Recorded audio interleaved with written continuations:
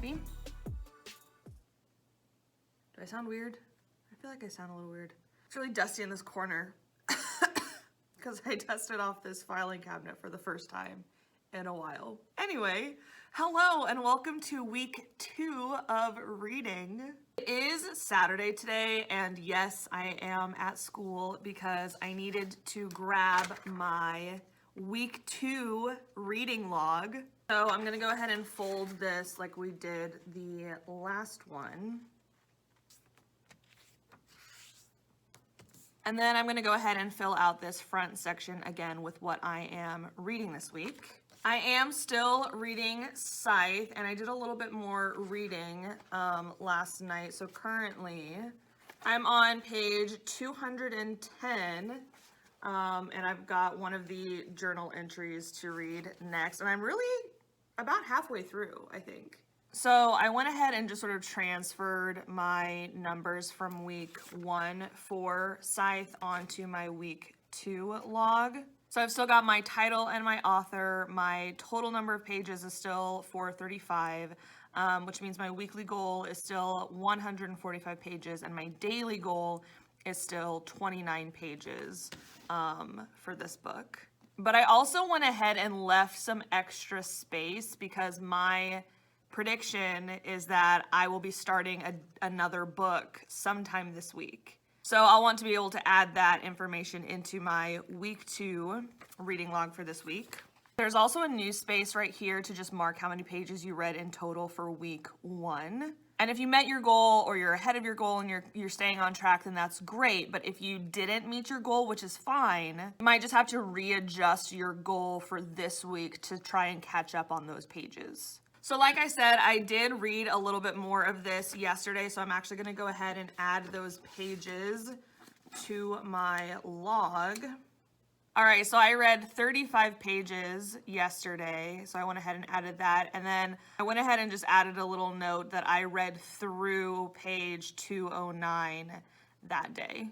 I am honestly super excited for this week because we are going to be focusing on one of my absolute favorite things, which is character. The characters in a story are so important to me. I love characters who are realistic, characters that I can connect with, characters that I can root for over the course of the story. I love watching them grow and develop. I love seeing character relationships. I just really love good characters. Setting's fine, plot's fine, but the characters are where it's at. So our focus question asks, how does the main character grow or change across the book? What factors, relationships, or events shape the main character the most? So the main characters in SCYTHE are Citra and Rowan, who have been asked to apprentice under this scythe in order to learn how to become scythes themselves. And because I'm already about halfway through the story, I do feel like I have already seen some changes in each of their characters. But we've also reached an interesting part in the story where each of them are facing some interesting challenges that I think will also have some effects on their sort of character development as we move forward. I'm obviously going to have to be careful about how I talk about things this week because I don't want to give too much away, but I am excited to read more of this and to really be focusing in on our characters. So as you go into this week, be thinking about everything that you've learned about your main character or characters so far. Whether it was through direct characterization, where the author is giving you direct details about who your character is, what they look like, how they act, or indirect characterization, where you're given details but you're sort of having to make your own inferences about your characters. And now start paying attention to everything your character is interacting with in your story. And how is your character growing and changing from who they were at the beginning of the story to who they are now? It'll be interesting to see how much your character develops over the course of your reading this week.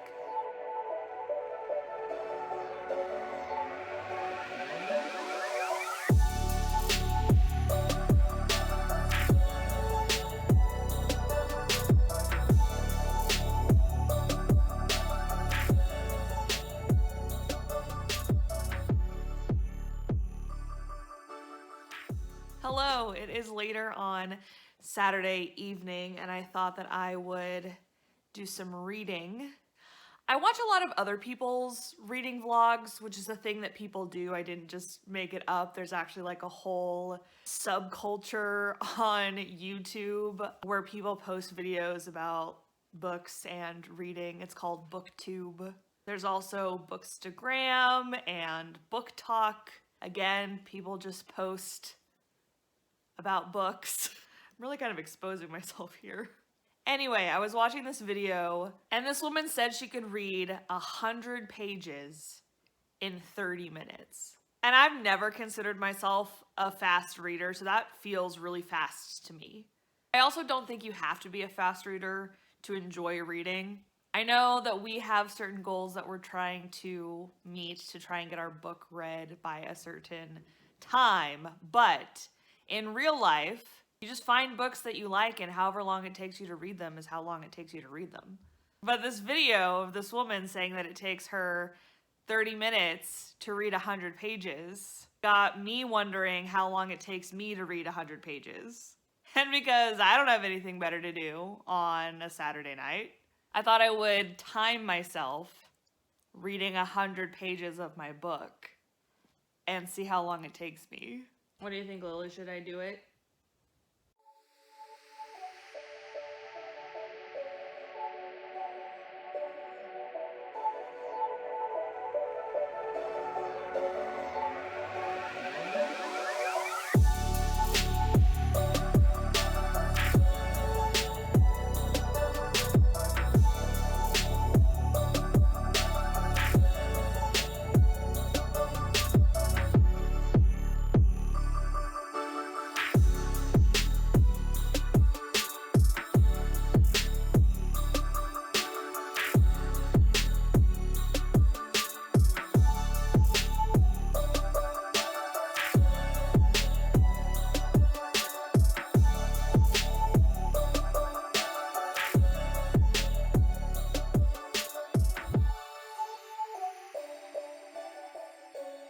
Hello, I have just finished reading 100 pages of my book, which means I'm currently on page 318. I am just about to start chapter 29. And now it is the moment of truth where I show you how long it took me to read those 100 pages. 2 hours and 41 minutes. I did take some breaks in between, so it wasn't like I was just sitting there for almost 3 hours reading. But in total, it did take me that amount of time to read a total of 100 pages. If we take the total number of minutes and divide it by 100 pages, then it took me about 1.6 minutes to read one page. I'm not really sure what the point of this was other than to have my question answered of how long it takes me to read 100 pages. And I got 100 pages of my book read, so that's good. Also, I only have like 15 more pages before the next part of my book, so I might just finish these. Good morning. It is Sunday and it is time for another update. A lot has been happening in this book. I've got a lot of notes, a lot of thoughts, and I've been trying to figure out the best way to talk about our first focus for this week, which is character, without spoiling too much, because I'm pretty deep in the book. I did go ahead and update my log for yesterday, and I read a total of 129 pages yesterday, which puts me at page 339. So in Scythe, we have our two main characters, Citra and Rowan. And from the beginning of the story, we're pretty much told that both of them are very strong-willed. They're both very compassionate, which I think are the qualities that have resulted in each of them becoming Scythe apprentices. However, they're both very different people, and I think it's interesting to see that even though they've sort of been thrown into this same situation where they're both having to go through all of this training and learn all of these rules and obviously cope with all of the death that they're being exposed to, we get to see how each of them respond differently. Citra is very competitive. She's very blunt, almost verging on arrogant, which has gotten her in trouble a couple of different times. Rowan is more reserved. He's more observant. He's more patient. And without giving too much away, I will go ahead and say that at this point in the story, they are both sort of receiving this special training, like scythe training, from two very different scythes.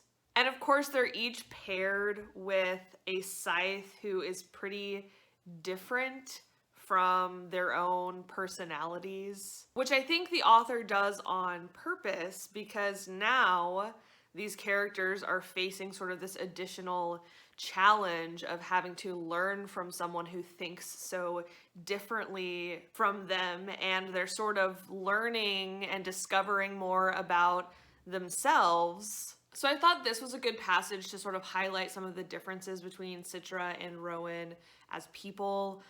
This is a part where Citra is interacting with this new scythe who she is having to do training with. You'll need a steadier hand than that if you're going to be a scythe. Again, Citra couldn't tell if she was being serious or sardonic, and reading people was not her forte by any means.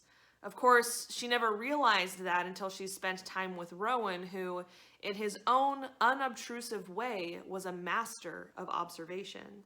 Citra had to remind herself that she had other skills: speed and decisiveness of action, coordination.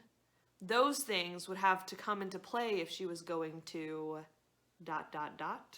And then later it says, "Be a student of observation," she told Citra. "If you want a student of observation, you should have chosen Rowan."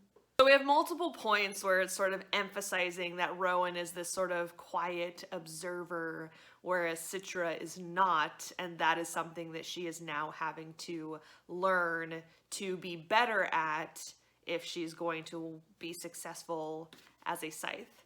So while Citra has been paired with this scythe who is a lot more reserved and a lot more serious, Rowan has been paired with a scythe who is incredibly violent and who really enjoys like the fame and celebrity that comes with being a scythe.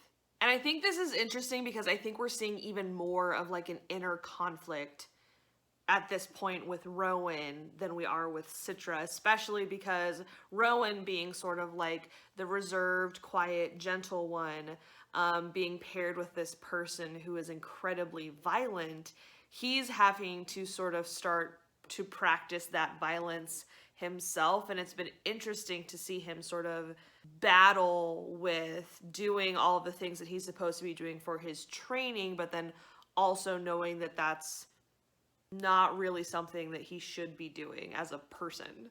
Ambiodrones began to descend from above, grasping his victims and spiriting them away to the nearest revival center. And Rowan found himself smiling. Something had torn loose inside of him. He didn't know whether it was a good thing or not. And while part of him felt like falling to his knees and hurling up breakfast, another part of him wanted to howl to the moon like a wolf. And then later in the story, he says, "I am apprenticed to a monster. Someone who enjoys killing should never be a scythe. It goes against everything the founders wanted. If this is what the scythedom is turning into, someone has to stop it. But it can't be me, because I think I'm becoming a monster too." So I think there's a lot of shame wrapped up in what Rowan is learning about himself and how he feels about it. I think the fact that Rowan is struggling with this sort of inner darkness makes his character more realistic and more relatable. And it's also been interesting to see how the sort of changes in Citra and Rowan's characters impact their relationship with each other. It's so hard to talk about some of this stuff without spoiling things. I think each of their characters are going to be stronger, like they're going to come out stronger for having gone through what they're having to go through. And in the end, I do think it will help them to be better scythes. There are also just so many other things in this book that I could be talking about, but I have to control myself. My predictions. I think Rowan's like going through a whole thing, but I don't think it's going to make him a bad guy.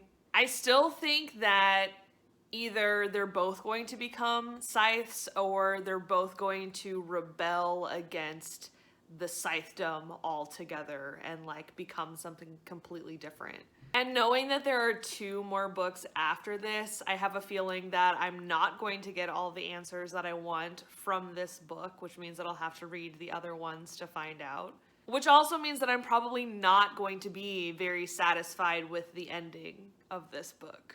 And I think that is all I have for today, so I will turn it back over to you guys, let you have some time to start reading your books for week 2. Happy reading, and I will talk to you guys later.